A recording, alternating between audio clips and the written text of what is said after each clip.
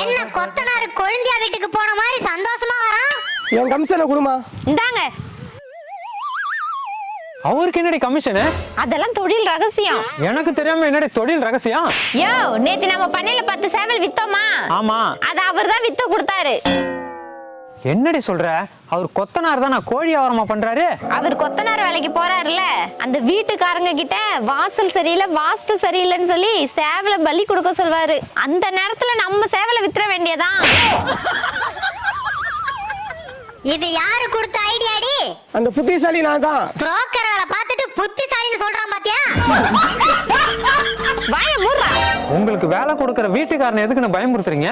அப்படி கேள்றா. யோ, ஒரு சேவல் 1000 ரூபாய்க்கு விக்கிறேன்.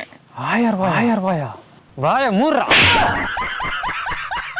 இன்னைக்கு ஏதாவது ஆர்டர் வந்திருக்கானே? ஒண்ணு வந்திருக்குப்பா.